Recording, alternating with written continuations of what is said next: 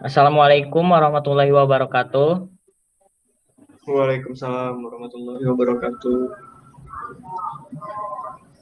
Nama saya Muhammad Farul Alawi, mahasiswa jurusan Teknik Informatika dari Fakultas Ilmu Komputer Universitas Singapura Bangsa Karawang. Pada video kali ini saya akan eh, berdiskusi dengan dua narasumber mengenai identitas nasional serta demokrasi. Oke, sebelum itu saya ingin memperkenalkan dulu dua narasumber yang sudah hadir dalam video ini. Yang pertama ada Fadil Iza Zakaria, mahasiswa jurusan Teknik Elektro di Universitas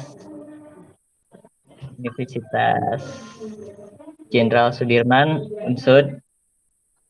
Dan yang kedua ada Adi Fatin Syarifuddin, mahasiswa jurusan Ilmu Komunikasi di Universitas Singapura Bangsa Karawang. Oke, kita langsung ke pertanyaan yang pertama. Tapi sebelum itu saya akan menjelaskan tentang materinya terlebih dahulu. Oke, yang pertama kita akan membahas materi identitas nasional.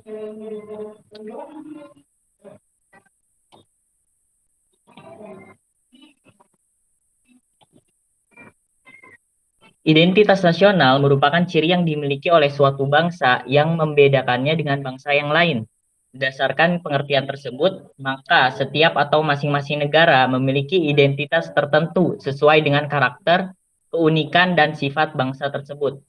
Nah, berdasarkan pengertian di atas, identitas nasional tidak dapat dipisahkan dengan jati diri suatu bangsa atau istilah yang lebih populer adalah kepribadian bangsa.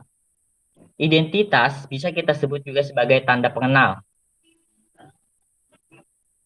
Nah, menurut KBBI, pengertian identitas adalah keadaan, sifat, atau ciri-ciri khusus seseorang atau suatu benda.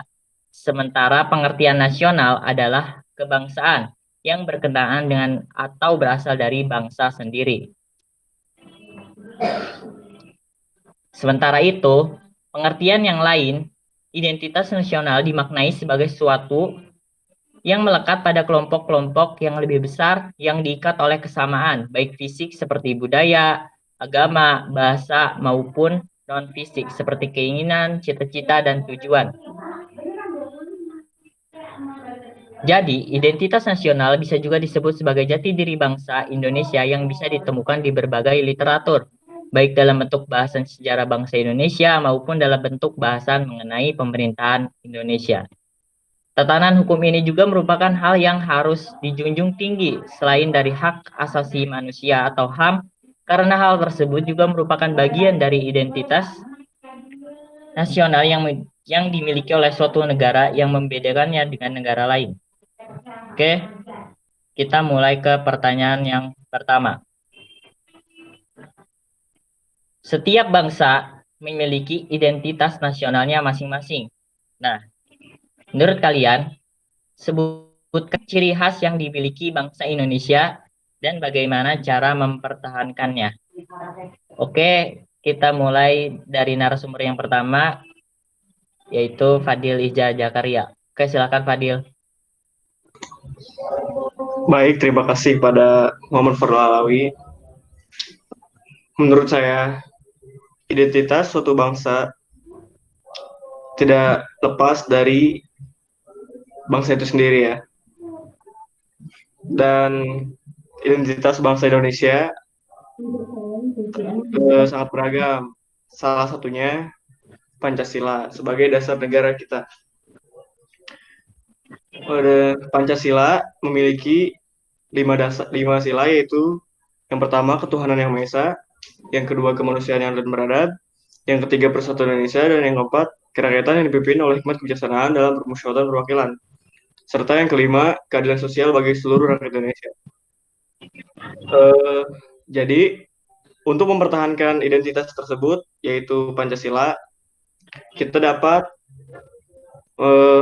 apa namanya Melakukan hal yang sesuai dengan nilai-nilai tersebut. Dari sila pertama dulu. Yang sila pertama, Ketuhanan Yang Maha Esa. Seperti yang kita tahu, bahwa Indonesia itu sangat beragam agamanya. Tapi setiap agama itu yakin bahwa Tuhan itu esa, dan itu adalah merupakan salah satu cara untuk mempertahankan identitas bangsa.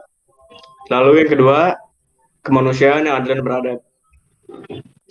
Eh, untuk menjadikan manusia yang adil dan beradab, kita memerlukan pemimpin.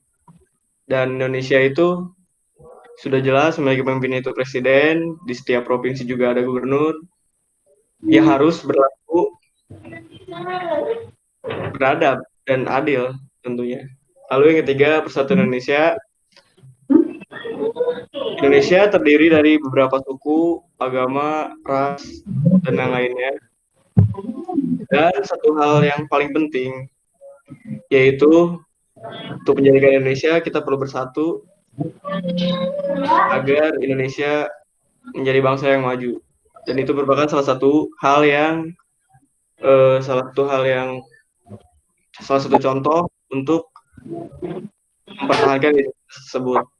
Yang keempat, ada kerakyatan yang dipimpin oleh hikmat kebijaksanaan dalam permusyawaratan perwakilan. Untuk memilih calon legislatif, Indonesia melakukan demokrasi pemilu namanya. Sudah jelas di sini bahwa sila keempat ini memberikan contoh bahwa Indonesia harus bermusyawarah untuk mufakat, yang artinya itu kita turut serta mempertahankan identitas bangsa itu sendiri. Yang kelima, keadilan sosial bagi seluruh rakyat Indonesia. Mungkin ini sila yang sedang apa ya menurut saya. Ya, kita tahu isu sekarang ya, yang menteri yang melipat uang itu 10.000. Itu udah nggak adil menurut saya. Itu salah satu contoh yang tidak baik yang tidak boleh dilakukan oleh kita. Dan untuk menghindari hal tersebut, kita sebagai mahasiswa harus berpikir bahwa hal tersebut tidak baik dan akan menyebabkan identitas kita hilang. Jadi saya harap kawan-kawan rekan-rekan yang ada di sini mencontoh hal tersebut dan berlaku adil jika diberi keyakinan oleh masyarakat atau instansi atau apapun itu. Dan itulah menurut saya salah satu contoh identitas bangsa, yaitu dasar negara. Mohon maaf apabila ada kekurangan. Terima kasih, saya kembalikan kepada Muhammad Farul Alawi. Assalamualaikum warahmatullahi wabarakatuh. Waalaikumsalam warahmatullahi wabarakatuh. Oke, terima kasih atas pendapatnya dari Fadil. Sekarang kita lanjutkan pendapat dari Adi Fatih Syarifuddin mengenai identitas nasional, mengenai pertanyaan tadi. Oke, Adib, silakan pendapatnya.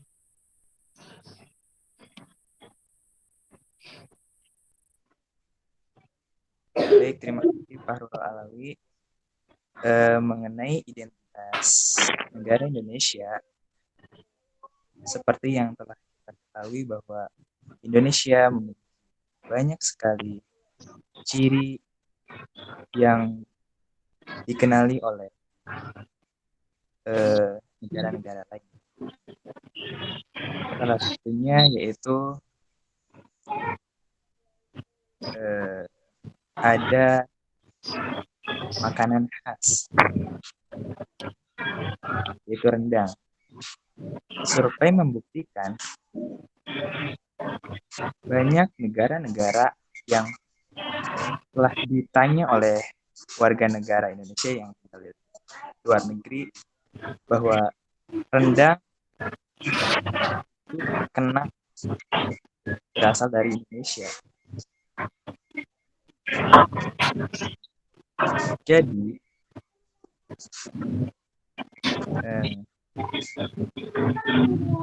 Selain rendang, juga masih ada pakaian batik, terus bahasa daerah, dan tarian-tarian tradisional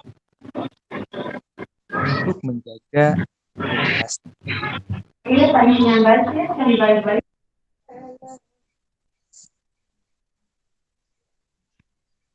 Untuk menjaga ciri khas tersebut, menurut pendapat saya, kita harus mempunyai rasa bangga terhadap apa yang negara kita punya. Dengan rasa bangga, diri kita akan mempunyai seluruh rasa memiliki, rasa untuk mempertahankan, dan insya Allah ciri-ciri atau kebudayaan yang ada di Indonesia ini akan selalu kita jaga. Intinya mempunyai rasa bangga. Terima kasih.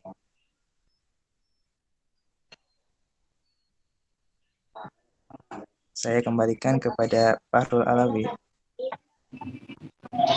Oke, terima kasih atas pendapatnya dari Difatin Syarifuddin. Oke, kita lanjut ke materi yang kedua, yaitu mengenai demokrasi. Oke, saya jelaskan dulu mengenai demokrasi.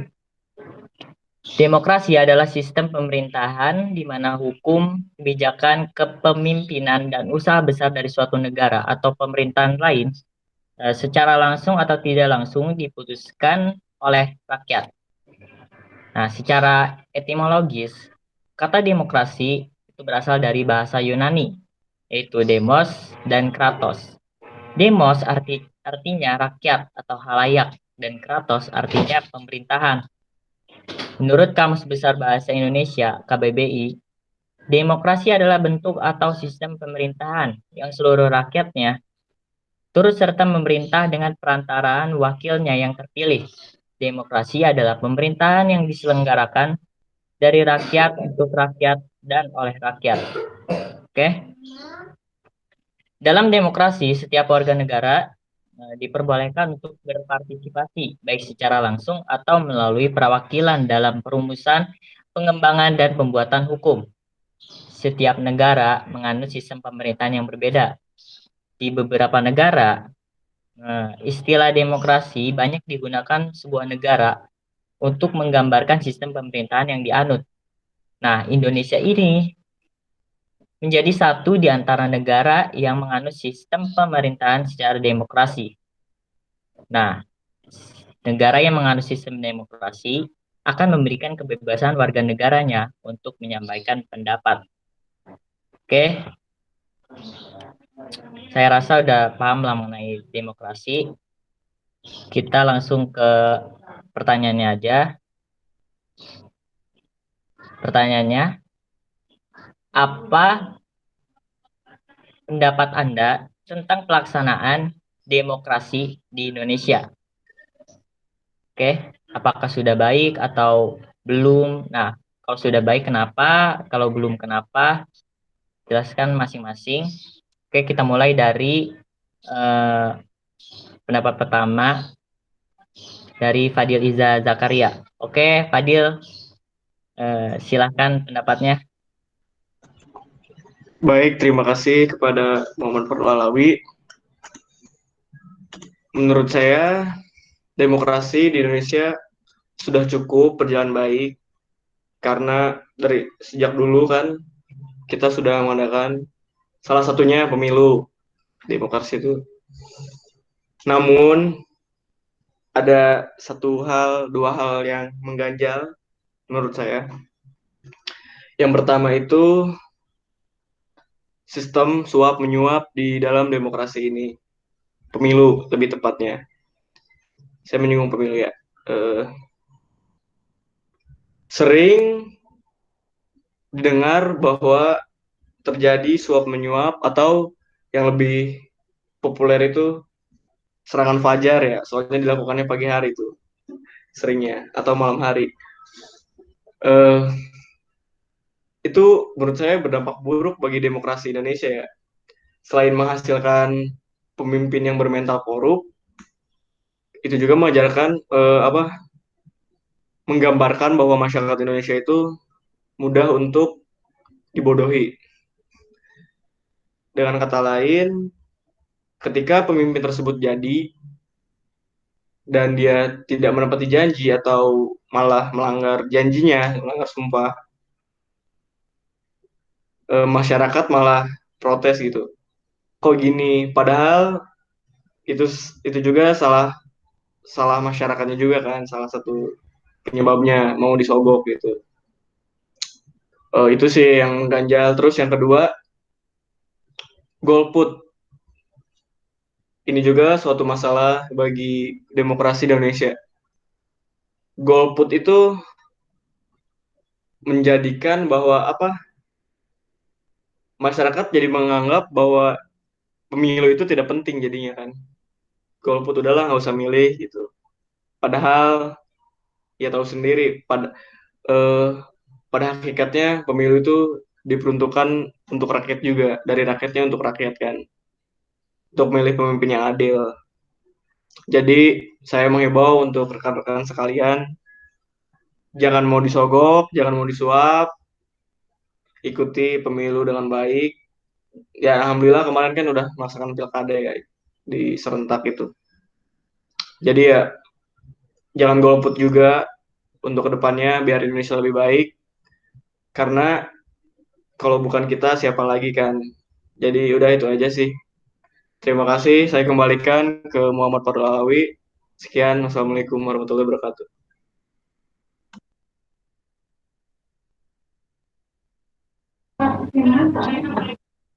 Oke, terima kasih pendapatnya dari Fadil Iza Zakaria. Oke, kita ke pendapat yang kedua dari Adi Fatin Syarifuddin. Silahkan mengutarakan pendapatnya.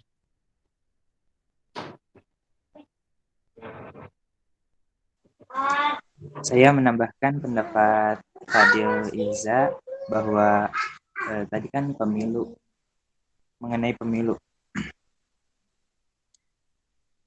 Salah satu contoh, salah satu ciri demokrasi yaitu pemilu.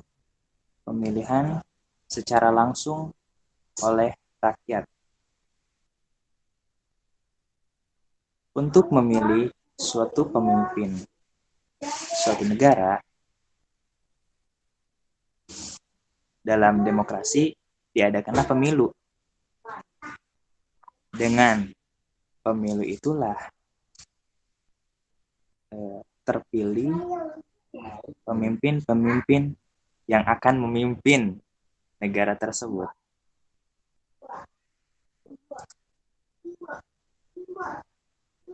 Mengenai suap menyuap, serangan fajar, sogok menyogok atau biasa disebut KKN,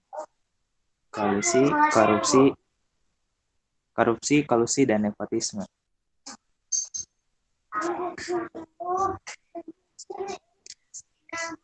Sebenarnya ketika pemimpin yang melakukan korupsi dan sebagainya itu disebabkan oleh diri kita sendiri. Salah satunya ya, karena kita memilih pemimpin yang melakukan penyuapan tersebut.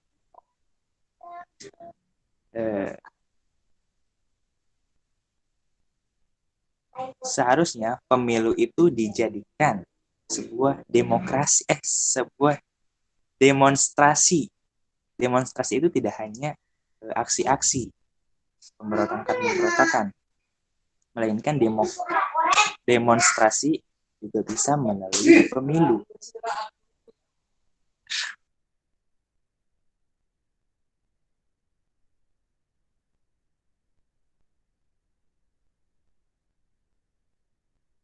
Oke, sudah cukup pendapatnya? Ya, dicukupkan. Oke. Oke, kita sudah selesai dengan materi yang kedua tadi mengenai demokrasi.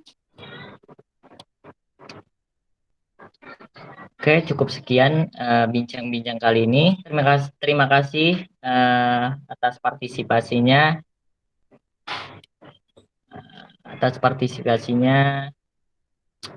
dua narasumber kita, Fadil Iza Zakaria dan Adi Fatin Syarifudin. Semoga bincang-bincang kali ini dapat bermanfaat bagi diri kita masing-masing. Oke. Oke, cukup sekian dari bincang-bincang kali ini.